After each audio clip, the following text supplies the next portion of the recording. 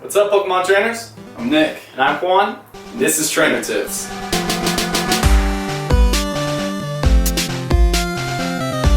If you're like Juan and I, you've probably been using the same phone for the last couple of years, and you're thinking now that Pokemon Go is coming out, it might be a good time to upgrade. After all, who wants to start a new adventure with a busted Pokegear? Nobody. So what we did was we actually put together a list of some surprisingly solid budget phones for you guys to start something new. The list we're about to go through is in no particular order, so we're not trying to endorse one phone over another, we're just making you guys aware of some options that you have. Anyone interested in actually getting an in-depth analysis on these phones can easily just jump on Google and read the reviews. Before we get into our list of phones, there's one important thing that I want to cover. When you're buying an unlocked phone, it's pretty important to consider network compatibility. It's not guaranteed that your network's frequencies will work with that phone. So, in order to figure all this out, there's an easy site that you can use. It's called willmyphonework.net. And you'll just go here, choose a brand, model, submodel of your phone, and then choose the country you live in and the network carrier that you're using. And once you hit search, it'll pull up the results. It'll show you if your phone is compatible with their 2G network, 3G network, and their 4G LTE network, depending on which carrier you're using. You can also scroll down a little to find out how to interpret the results. So a blue check means that phone is completely compatible. The green check mark means that it's partially compatible, which means, for example, the OnePlus X lacks one of the frequencies that T-Mobile in the US uses for LTE, which means that sometimes you will not be able to connect to LTE, even though T-Mobile may have LTE coverage in the area that you're in. Be sure to check the compatibility of any phone you're interested in buying before you actually go ahead and make the purchase.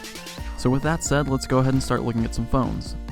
So the first on the list is the Alcatel One Touch Idol 3. And this phone actually comes in two different sizes.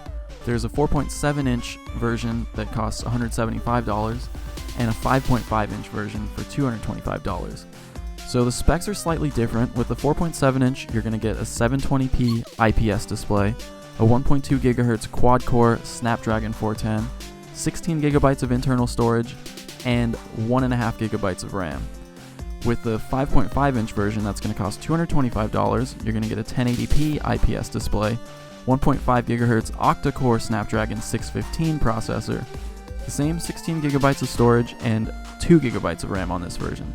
So the next phone on the list is the Asus Zenfone 2 Laser, which is available for $200 on Amazon. This phone comes with a 5.5-inch 1080p IPS display, a 1.7 GHz octa-core Snapdragon 405 processor, 32 GB of internal storage, and 3 GB of RAM, which is the highest on this list. It also comes with expandable storage via micro SD card, dual SIM capability, which is great if you're going to be traveling internationally playing this game. You can keep your home SIM in and also buy an international SIM to have coverage in whatever country you're going to. And this also actually has full US LTE support, which is a big deal. It's going to work on AT&T and T-Mobile's LTE networks with no problems at all. So the next phone I'm going to talk about is actually the cheapest on the list. It comes in at just $60 on Amazon, and that is the Blue Advance 5.0. With this phone, you're going to get a 5-inch 720p IPS display, a 1.3 GHz quad-core MediaTek 6580 processor, only 4 GB of internal storage, and 768 megabytes of RAM.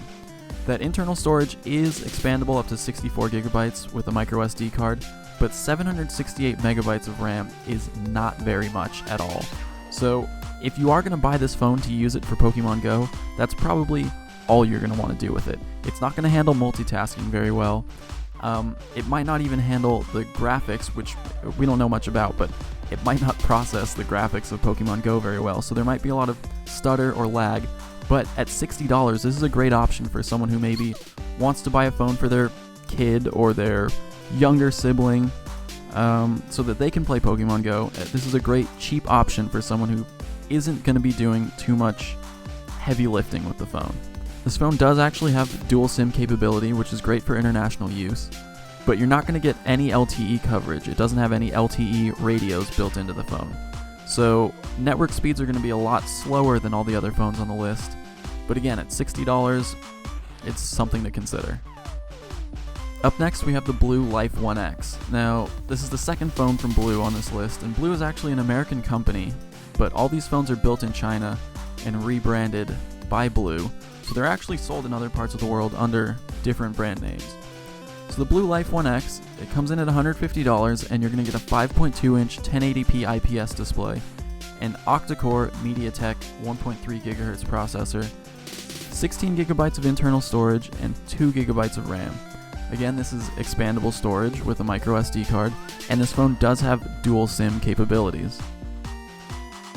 A lot of reviews have called this phone the new undisputed king of budget smartphones, so if you're interested in the best bang for your buck, this is definitely one to look into. Up next is the Honor 5X, and this is actually made by Huawei under their Honor brand, which is a brand that they're using for budget smartphones. So this phone costs $200, and it is a 5.5-inch 1080p IPS display, 1.5 GHz octa-core Snapdragon 615 processor, again 16 gigabytes of internal storage, 2 gigabytes of RAM, which is pretty standard for this list. So the internal storage is expandable up to 128 gigabytes. This phone also has a nice premium finish. It's a completely metal body with a fingerprint sensor, so that's kind of something that you don't see on a lot of phones in this price range. One thing to consider is that this phone does come preloaded with a lot of bloatware, meaning a lot of apps are pre-installed and you aren't able to uninstall them. So that's just something to consider. It's going to come with a lot of things that might potentially slow down your phone. Up next, we have the 2015 edition of the Motorola Moto G. This comes in two different sizes, but I'm going to focus on the 16 gigabyte version because it does have slightly better stats, and I think it's worth it. So for $220, you're going to get 16 gigabytes of internal storage and 2 gigabytes of RAM, underneath a 5-inch 720p display with a quad-core 1.4 GHz Snapdragon 410 processor.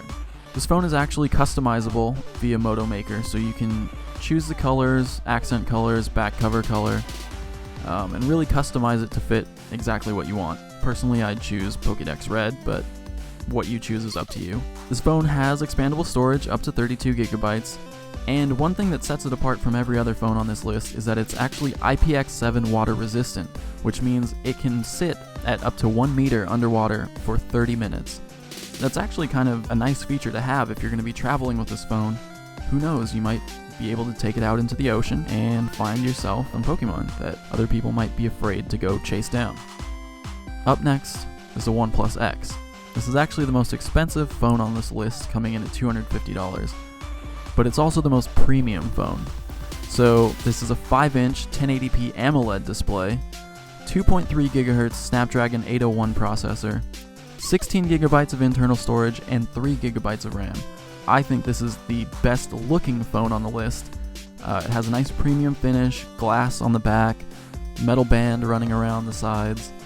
It has expandable storage up to 128 gigabytes and dual SIM capability. Another great thing about this phone is that they actually offer it in several international versions. So they have versions tailored to Europe or Asia. So depending on where you are in the world, you can actually get a version of this phone that will most likely work on your network carrier. So speaking of international use, this brings us to the last phone on the list, which is the Xiaomi Redmi Note 3. This phone's not going to work very well on US networks, so this is more for our viewers in Europe and Asia. This phone has a 5.5-inch 1080p IPS display, a 2 GHz octa-core MediaTek processor, 16 gigabytes of internal storage, and 2 gigabytes of RAM. And for $50 more, you can actually bump that up to 32 gigabytes of internal storage and 3 gigabytes of RAM. So those are some of the phones that you guys can use to be able to play Pokemon Go. Let us know in the comments what phone you guys are going to be using. And as always, thank you for watching, and be sure to subscribe for more trainer tips.